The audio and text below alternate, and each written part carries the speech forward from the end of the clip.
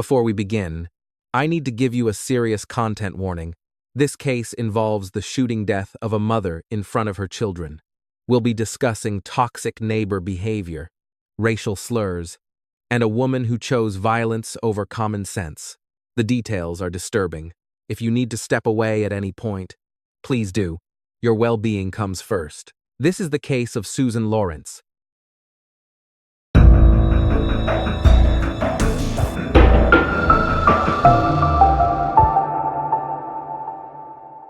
Sheriff's office, come outside with your hands up! This is the Marion County Sheriff's Office, come outside with your hands up!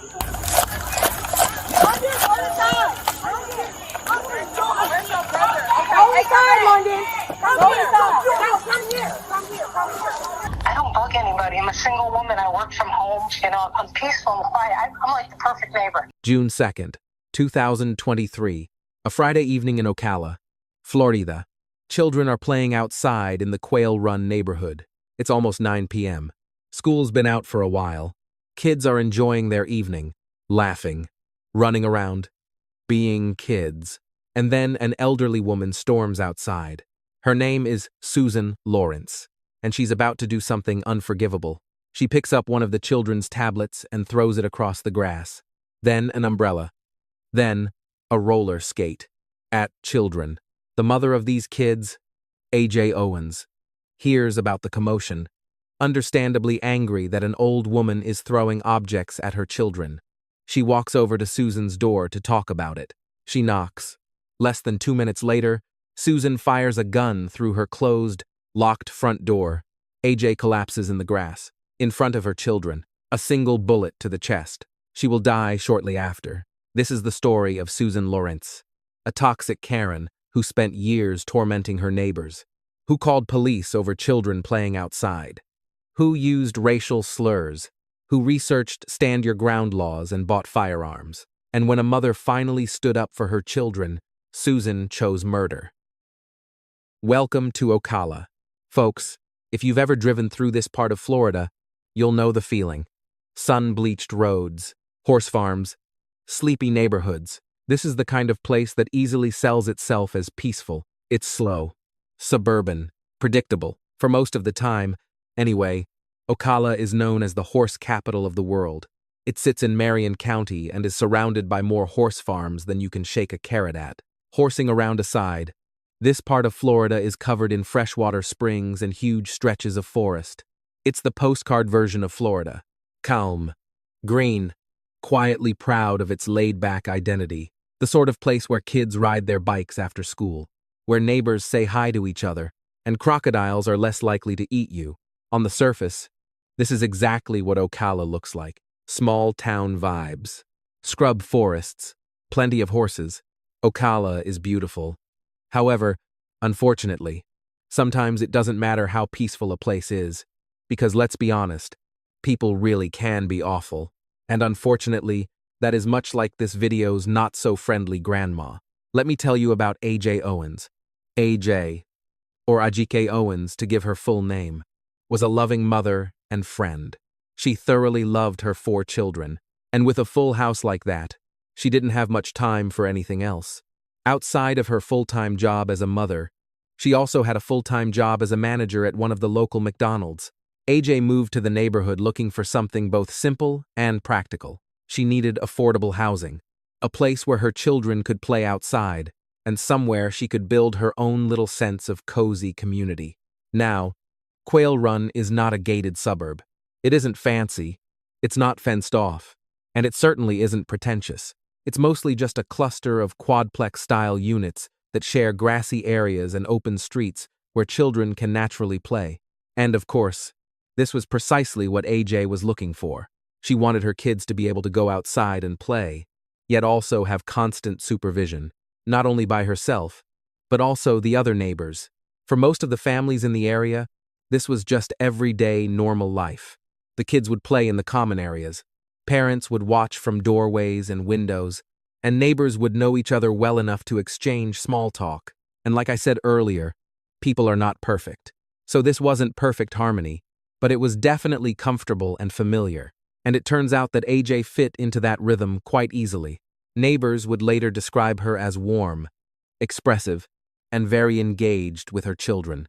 Her social media reflected how much she loved them, celebrating school milestones, posting silly pictures, showing pictures of ordinary moments, just normal things like at the beach and in the front yard. She was building a life that from the outside looked both earnest and hopeful, the kind of life that relies on family and community. However, here's the thing about living close to other people. The same proximity that creates community can also create friction. And when expectations between neighbors don't line up, even small disagreements can start to feel personal very quickly. And that's where today's sour puss Susan comes in. A woman who, I may add, moved into the neighborhood after everyone else in this story had. So, in short, Susan was a newcomer who wanted to change all of the local rules despite being the newbie. At first, the tension between Susan and a few of her other neighbors did not look abnormal. She would bicker with AJ and others quite regularly, and the tension did seem to grow in small increments. But all of this was mostly over trivial stuff. Backhanded complaints about children playing nearby, arguments over what counted as private property or public. In addition to this, she would also make repeated calls to the police about their behavior that many other neighbors would only see as normal childhood activity. From AJ's perspective, this was a neighborhood where kids would play outside because that was simply what kids did. But from Susan's perspective, that same behavior apparently felt like harassment, intrusion, and even threats. By the year 2023, it was no longer about noise or territory anymore, but more about dominance and control. Now, we have all been there before. Unless you live in the middle of nowhere, or in near total isolation, you will know exactly what I'm talking about. Either the neighbor's dog won't stop barking, someone thinks the shared parking spot is actually secretly theirs, or somebody's playing music too loud. Either way, this is just part of life. But here's the problem. When those annoyances don't resolve, they accumulate instead. And eventually, AJ and Susan were reacting to their own versions of each other. Versions that they'd been building in their heads in the weeks, months, and even years of bickering. By 2021, deputies were now responding to dozens of complaints made not only by Susan, but even the other households. They were essentially babysitting over arguments about noise, space, and behavior. And the thing is, it always seemed to come back to the same thing. Susan was angry at the children playing outside in the shared public area, outside of the quadplex-style units. Now, for most families, this was simply how the neighborhood functioned. Reality check here, it was shared space. There were no large private yards or neatly separated zones either. And so the grassy common areas and nearby street became the natural place for the kids to play. For AJ, that space was almost necessary. Living with 4 children in a small home was not going to be comfortable, and if anyone in that household wanted a moment of peace, they would have to step outside to achieve it. But for the grumpy old Susan who lived by herself, that idea of sharing the grass that she would occasionally hobble over would increasingly feel like intrusion. The area wasn't special or fragile either. It was just a patch of grass. Reports would later describe Susan calling the police numerous times over children that were running near her residence. She insisted that the space was private and that the children's behavior was clearly harassment. In fact, back in February of 2022, Susan had dialed 911 to claim that she had been, quote, battered during an argument about her dog being on her property. She even alleged that AJ threw a no trespassing sign at her, which then struck her in the leg. And she also complained that the children were, oh, my word, always playing games. The lady across the street on the phone hit me with the sign. Her children were walking their dog on the property. It clearly says no trespassing. I know her children because they're always over here, always screaming, yelling, playing games, doing this. And I've asked them, please, I work from home, I sell insurance. I'm very quiet. I don't bother anyone. Now, deputies who arrived at the scene would later observe no visible injuries. They also decided to make no arrest either. Of course, that being due to conflicting accounts and a lack of witnesses, it is safe to say that this incident did not resolve anything and simply added another layer of resentment instead. And I'd like to highlight here that the property was not private whatsoever, and Susan did not own the land either. she was merely renting. More body camera footage would later show a familiar pattern. Officers would arrive, listen to two very different stories, and then simply leave while feeling that their time had been wasted. Each visit would temporarily calm the situation. However, it would never actually address the core problem. If anything, these repeated police calls would arguably make it feel more serious to everyone involved. And let's be honest here, Susan never actually needed to get them involved either. If she had actually tried to just speak to AJ and the kids with kindness, then they likely would have backed off. But then again, that is precisely the opposite of what any Karen would do. And simultaneously, Susan was very good at presenting herself to deputies as an innocent and quiet neighbor who was simply trying to live without any harassment. In fact, she would even describe herself as the perfect neighbor. Getting ridiculous. I mean, I don't bug anybody. I'm a single woman. I work from home. I'm peaceful and quiet. I'm like the perfect neighbor. You barely ever see me.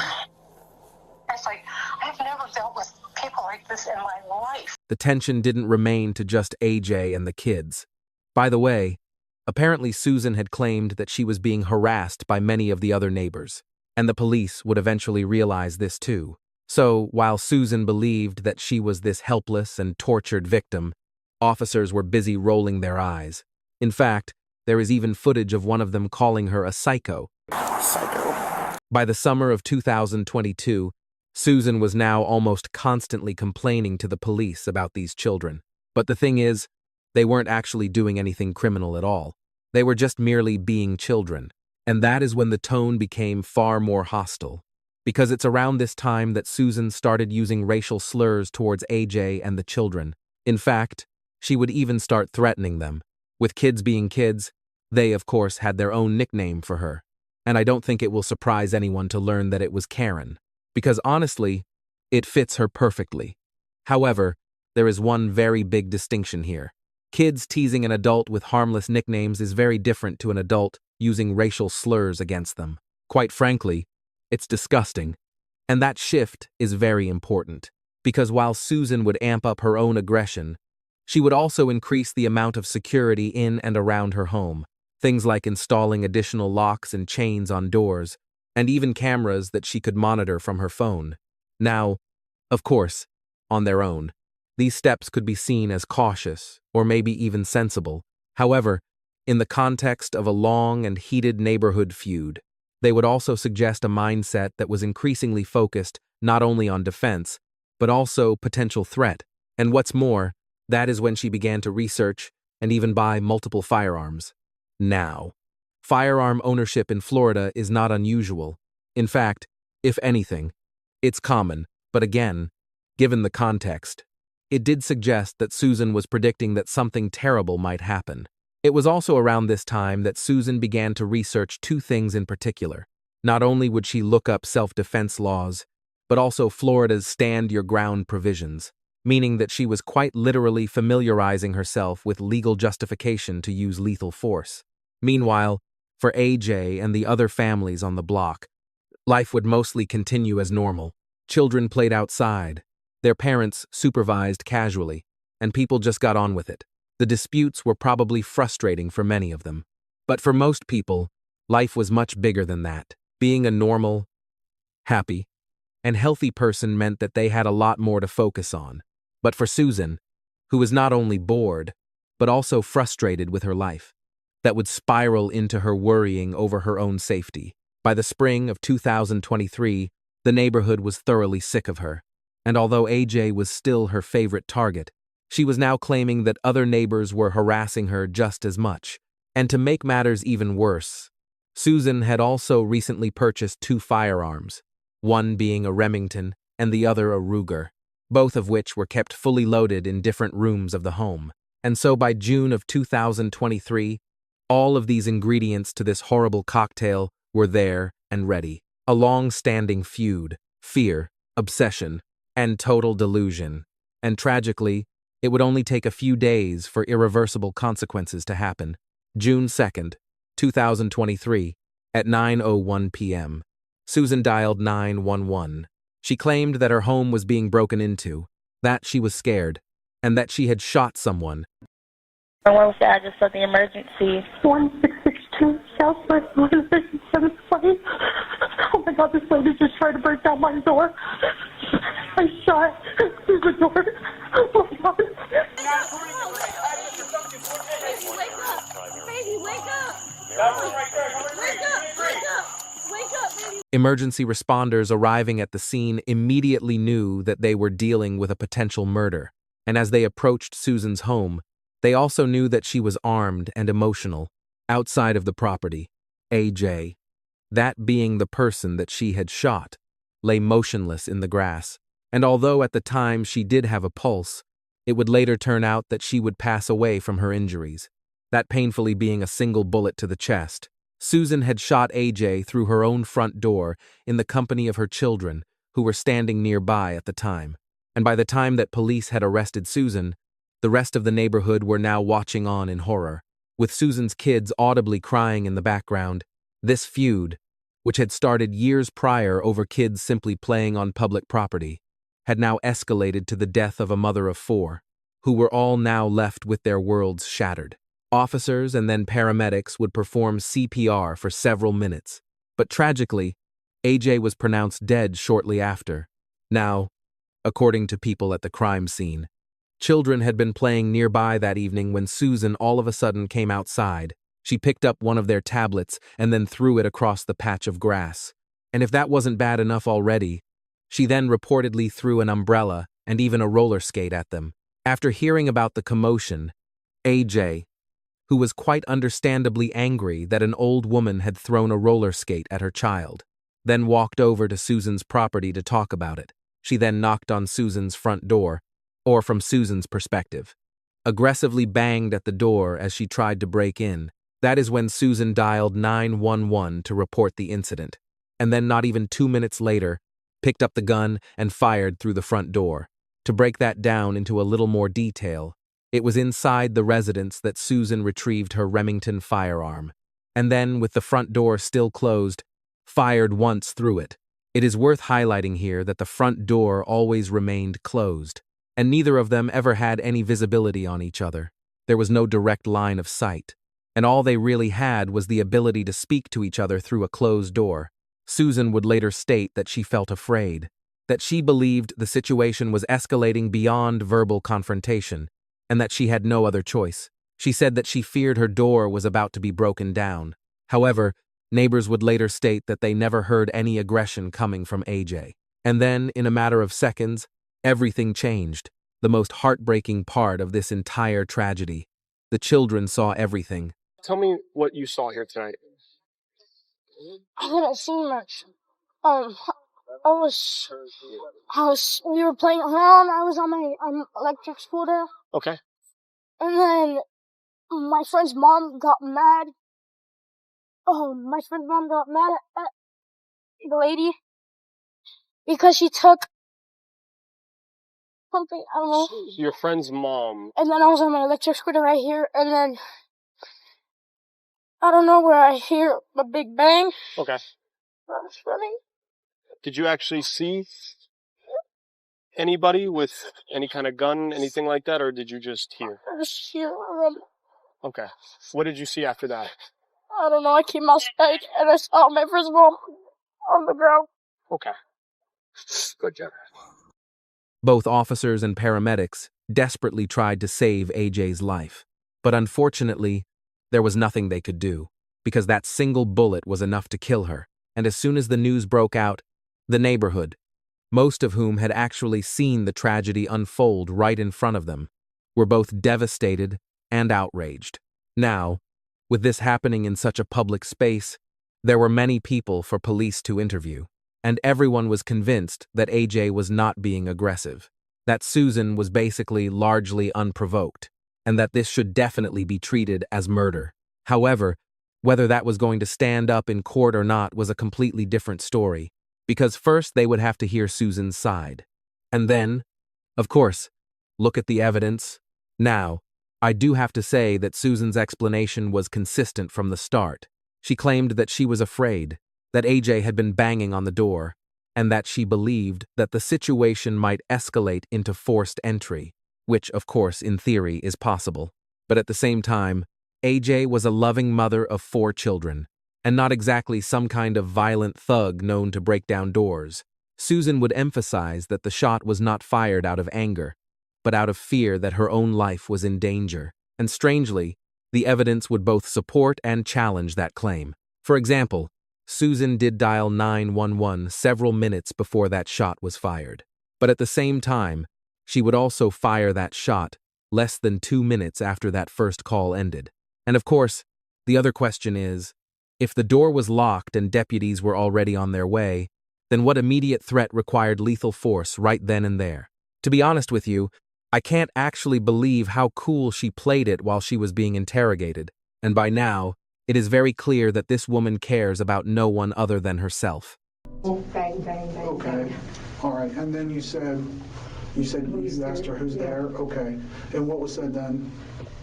Completely. I think she said, why do you speak to my children this way? And I said, listen, I'm not going to speak to you. Banging, it was yelling. I thought she was just going to break down the door. Okay. So, I mean, my heart was pounding, and I was like, she's really going to kill me. Do you think that she could somehow get through that wall now that you're out, now that you're not in the house anymore, and that I you... still feel that fear. I just still feel she was coming at me. I'm sorry. It's what I feel. Okay. I've just, it's been playing in my head over and over again, and I just kept thinking of that and how terrified I was. Was your goal to shoot and kill her? No. What was your goal? To shoot and hopefully, she'd hear the shot and dissipate. Would you take it back and I don't know, wait however long it took for the police to get there? I'm trying to understand that. Do you feel like you did something wrong here? I did what I felt I had to. I honest to God thought she was going to kill me. I mean, that's all I felt. I just felt that terror. Believe it or not, but after this interview and in the early morning, Susan was then let go. And, no surprise, that sparked huge public outrage. Obviously, the authorities would have to consider Florida's self-defense and stand your ground laws. But to the many people who lived in the same state as her, this was a completely unfair decision. People were absolutely furious. Protests erupted both locally and nationally. And as for the neighbors, well, there are no words to describe how mad they must have felt. And through many of the interviews I've seen, I can only say that their blood must have been beyond boiling. No surprise. But Susan would not hang around. Instead, she packed her bags and left for a hotel that morning. However, on June 6th, 2023, that being 4 days after the shooting, she was finally arrested. And that's because police officers had finally concluded that her use of deadly force was not legally justified. And as a result, she was formally charged with manslaughter with a firearm. Moving on to the legal proceedings of this case, Susan's trial took place in August of 2024. By that point, the case was no longer just a neighborhood tragedy, but had quite literally become a test over one of the most challenged legal disputes. For many people, there was one big question. Was this shooting a reasonable act of self-defense under stand your ground laws, or was this an excessive reaction to a confrontation that never truly posed lethal danger? The prosecution focused on the physical reality of the shooting, that Susan and AJ were separated by a closed, locked door, that AJ was unarmed, and that she had never posed any physical threat before. They also highlighted that deputies were already on their way, and that the shooting happened less than 2 minutes after Susan had already been told that. And from that perspective, the argument was actually quite simple. There was no immediate threat that justified firing that gun. Now, surprisingly, Susan decided not to testify. The jury instead heard from multiple neighbors, several deputies, a 911 operator, and multiple forensic experts who helped rebuild the crime's timeline. And after deliberations, the jury returned with the one that we were all hoping for. On August 16th of 2024, they officially found her guilty of manslaughter with a firearm. Now, of course, this news was a relief to many people, and it was finally a small slither of justice after so many months of turmoil.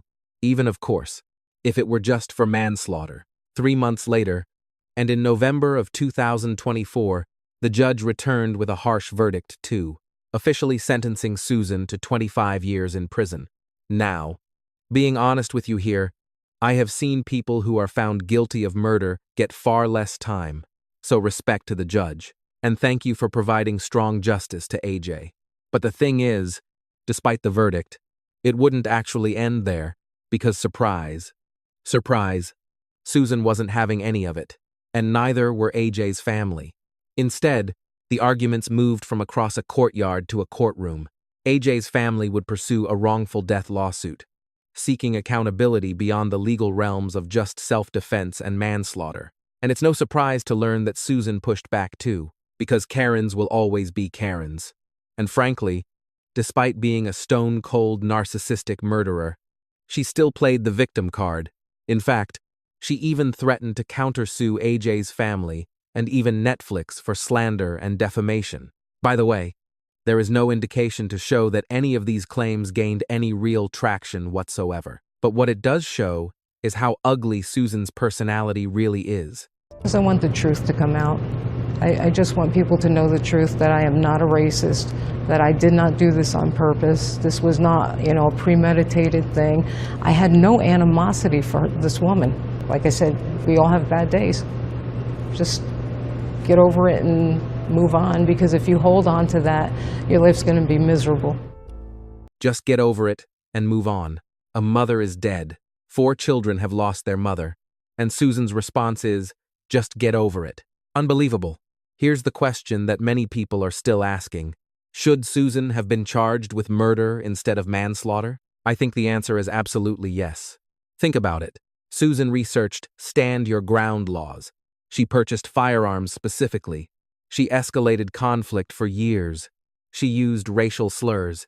She installed security cameras. She kept loaded guns in different rooms. And then, when AJ knocked on her door, she fired through it without any visual confirmation of a threat. That sounds like premeditation to me. But the prosecution had to consider Florida's controversial stand your ground laws. And to prove murder, they would need to show clear intent to kill. Susan's defense was that she acted out of fear, that she didn't mean to kill AJ, that her goal was just to scare her away. But how do you fire a gun through a door at chest height and not expect to kill someone? The truth is, Susan created this situation. She escalated it for years. She armed herself. She researched the law. And when the moment came, she pulled the trigger. Many people believe this was murder, and I agree with them. But at least she got 25 years. At least there was some justice for AJ. Despite this horrible grandma's existence, AJ's story is a meaningful one. It remains a strong point of discussion around neighborhood disputes, self-defense laws, and the devastating consequences that can follow when escalations happen. AJ was only a mom who was trying to raise her kids in a small home that was full of life. She was the kind of parent who would celebrate her children daily because they were her world. She was the kind of mother who supported them to no end, and she would do anything to protect them. The people who know her don't talk about her as some sort of victim in court cases or headlines, but instead talk about who she really was as a person. They talk about her warmth, her humor, and how much her life revolved around her children. And I think that's probably the simplest way to remember her here, not as some sort of symbol or story, but instead as a mother who was living an ordinary evening in her neighborhood and never got to finish it. Before I go, I just want to say to AJ's family that I am so sorry for their loss, because despite the guilty verdict, no court ruling can ever bring her back. And I feel so bad for her 4 children who are now growing up without their mother. To be honest with you, it is so hard not to feel angry about how avoidable all of this was. And if you ask me, all Susan really needed to do was go outside and touch grass instead of obsessing over who was standing on it. Those are my thoughts on this case. But what are yours? Do you think Susan should have been charged with murder or manslaughter? Do you think she got the time that she deserved? As always, please share your thoughts and all your other opinions down below. Thank you so much for watching today. I really appreciate you being here. If you found this video informative, please give it a thumbs up and consider subscribing to the channel. It really helps me continue bringing you these important stories. And please, remember this. If you're in a neighborhood dispute, be kind, be reasonable, and for God's sake, don't shoot through your door. To everyone watching, take care of yourselves and each other. Stay safe and stay curious. Thank you and goodbye. A.J. Owens, Ajike Owens, loving mother of 4 beautiful children, McDonald's manager. Warm, expressive, full of life. She went to a neighbor's door to protect her children. She was shot through a closed door. Her children watched her die. AJ, you deserved so much more than this. Your children deserve to grow up with their mother. Your warmth and love will never be forgotten. Rest in peace.